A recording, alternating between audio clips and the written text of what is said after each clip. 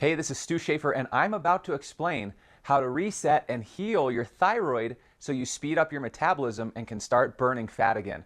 We're going to go over some very specific steps today, so stay tuned. You're going to love this. It's going to be awesome. Let me explain a couple of case studies really quick, because this will illustrate how important this actually is. Actually, I had two clients. Both were named Mary, ironically enough. The first client had done keto. This Mary had done keto for 8 years, totally destroyed her thyroid and wrecked her metabolism. She wasn't burning any fat. And because of that, she had gained, I think, almost about 40 pounds. And she couldn't even see her feet anymore because her stomach had gotten so big. Well, it took 4 weeks for her body to actually reset and restart when we started working together. And in the first 4 weeks, she only lost about 2 pounds. But by the end of the 12 weeks, she had lost somewhere right around 27 pounds of body fat. She got hungry again. Her appetite came back. Her energy went through the roof. She was sleeping through the night. Her strength went up, and her body was burning fat all the time automatically. And that's the name of the game. That's what you got to get your body to do. Get it back into that fat burning mode. Now, the other Mary had Hashimoto's, which is a very common thyroid autoimmune, and it really changes the game for weight loss. You have to be very cautious. And so, again, this Mary had also tried low carb, cutting out all these different carbs because she had read that that was the best thing to do for Hashimoto's. Well, unfortunately, it's kind of a catch-22. We're going to talk about what happens when you cut out carbs and why that can be detrimental to your thyroid. And so when the second Mary and I started working together, we did add back carbs to stimulate the thyroid function, but we had to be very cautious around the Hashimoto's, which we're going to talk about later at the end of this video too, so that she would be able to suppress those antibodies. So here's what happens. There's something called diet-induced hypothyroid. Now, this sounds like a fancy term. It's a medical term. What it means is you cause hypothyroid by your diet. It's diet-induced. So all that means is you can cause your thyroid to go hypothyroid based on your diet. Now, there's 2 ways this happens, 2 ways. Either number 1, you don't eat enough carbohydrates. That's the first way this will happen. Or number 2, you eat too much fat. Now, let me explain how each of these affect the thyroid. If you don't have enough carbs, what happens is this. You have this little gland, it's kind of behind your nose. It's called your pituitary gland. This is like the thermostat of the body. It detects different levels, and if something's off, it makes your body release certain hormones. One of those hormones, if it detects your thyroid levels being off, is it stimulates something called TSH, which stands for thyroid stimulating hormone. It's a hormone that stimulates your thyroid, okay? So this hormone gets released, and it causes your thyroid, which is in here, to produce thyroid hormone. Well, the hormone that your thyroid produces is T4. It's called thyroxine. And the body doesn't really use the T4. It has to convert that T4 to T3. The T3 is what your body uses, and that's what speeds up your metabolism, gives you all this energy, and that's really where we need to focus. So certain organs in your body have to convert the T4 to T3. Now, they need a very specific fuel to do that, and that fuel is glucose or sugar.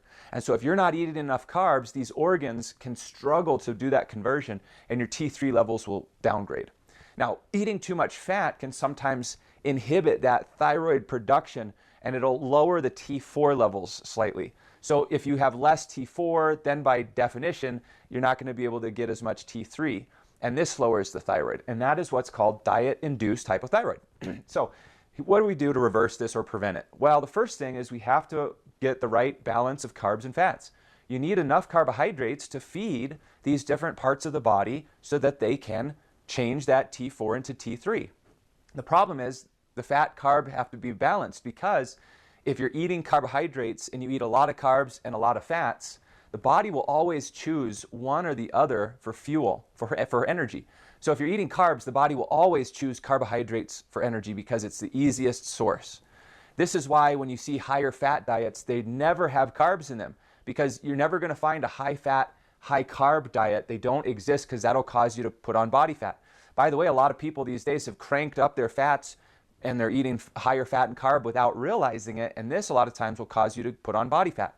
So if your carbs are gone, like in a ketogenic diet, then the body will switch over to burning dietary fats. Now, this doesn't necessarily mean that you're going to burn stored body fat any better, but with ketosis, the body will switch. So when you eat dietary fats, or the fats from the foods that go into your stomach, the body can use those fats for energy instead of storing them as fat like it would happen if you eat both carbs and fats. Then the body uses the carbs as energy and stores the fats because it only uses one or the other. Well, it's a lot healthier to eat carbohydrates than it is to have to completely eliminate the carbs and eat a high-fat diet like keto. With a higher carb diet, you can still eat good, healthy fats. They just have to be at a certain level. This is why when you hear me talk about the food quadrant where there's 4 parts of nutrition, and I'll link to that right up here, but there's what you eat, how much you eat, the timing of foods through the day, and the combination of foods at each meal. This is one of the reasons this is so important. Now, the second thing, so that's number one, you got to get your carbs and fats. The second thing is resistant starches. You have to be careful about these. These have become all the rage. All the influencers on TikTok are saying, oh yeah, resistant starches, eat the resistant starches because then you won't get a spike in your blood sugar and then you will burn fat because they think that all that matters for burning fat is blood sugar. Your body's a little bit more complicated than that. It's not just calories, it's not just blood sugar. So there's some serious downsides to eating resistant starches. These would include things like beans and lentils, but also if you prepare things like rice or pasta or potato, sweet potato, you cook them, and if you refrigerate them overnight and then reheat them the next day, that would be considered also a resistant starch. And what happens is, the reason they're called resistant starches is they don't digest very well. Your body has a very hard time digesting them, which is why it doesn't spike your blood sugar, okay? The problem with that is, now you can open yourself up for some major gut issues because all this food now is not getting digested. It's supposed to get digested in your stomach and then your small intestine, and it shouldn't go down to the large intestine undigested. That's like your colon, okay? Your large intestine is where the bacteria and the fungus and things like that hang out, which is normal. However, if you're eating lots of resistant starches and that food is making its way down to that large intestine undigested, now all these critters have a feast. They have a field day and they eat all these things, all this food. They multiply. This is where you can get SIBO, which stands for small intestinal bacteria overgrowth. The bacteria overgrows into your small intestine where it's not supposed to be, or you have candida overgrowth, or you end up getting something like leaky gut. These are very common gut issues. This, by the way, is why a lot of women these days are getting gut issues because they're eating poorly and it's setting them up for failure. Now, like I said in the other video, and I'm going to link a video here all about how to fix gut issues, because if you leave gut issues unfixed and you don't heal them, they will always lead to autoimmune and other chronic disease. You've got to fix those gut issues. So that's another problem, because when those bacteria, when those fungus, when they multiply and then they all die, they leave a byproduct when they die, and that byproduct is called endotoxin.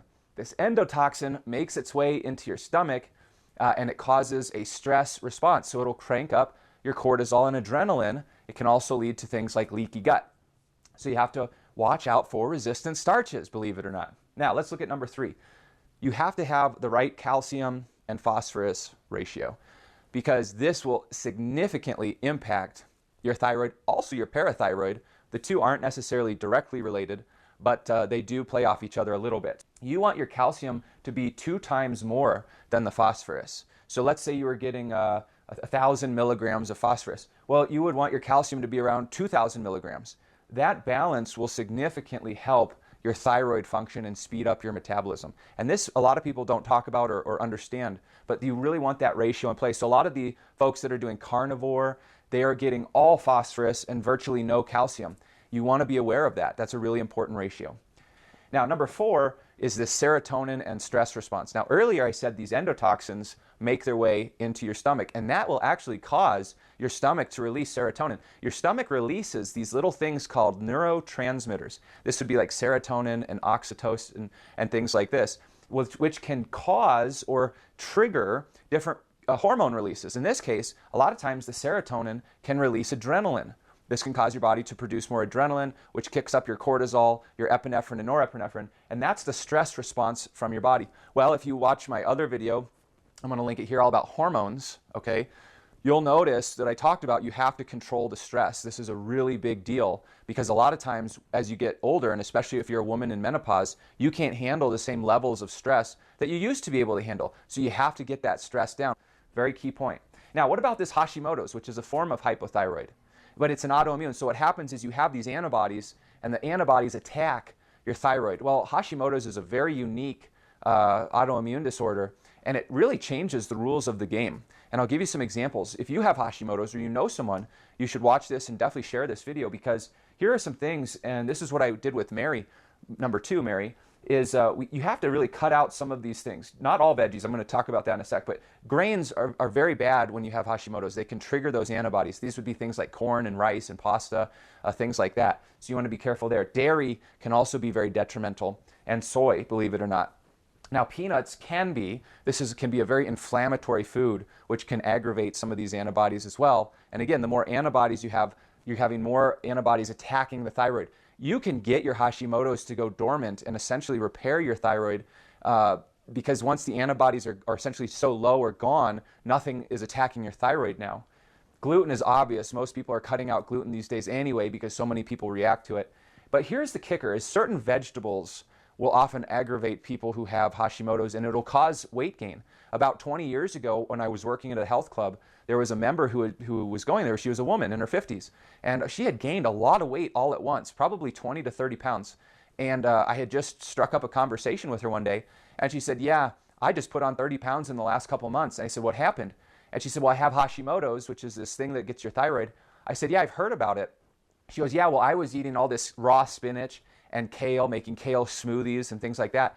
And that causes weight gain in Hashimoto's. So she was trying to eat all these raw vegetables to lose weight. But when you have Hashimoto's, it flips the script. It actually causes you to gain weight. So one of the things I do with clients who have Hashimoto's or other autoimmune is we have to be very cautious with the types of vegetables that they're eating. You almost never want to eat them raw. You almost never want to do any of those green powders that have a bunch of veggies in the powder, or a protein shake where they've added a bunch of super greens, because most of the time those will actually interact poorly with Hashimoto's, and in some cases other thyroid diseases, and make you gain weight.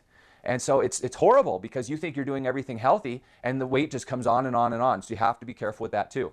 Now, what we're going to do is, in the next video, I'm going to talk about the special mineral. Actually, there's 2. The special mineral that if you're not getting this and you're not getting enough of it, it's going to lower your metabolism. And if you get these 2 special minerals, it will actually crank up your metabolism and cause you to burn fat. So you're going to definitely want to tune into that video. It's going to be awesome. All right, we'll talk soon. Take care.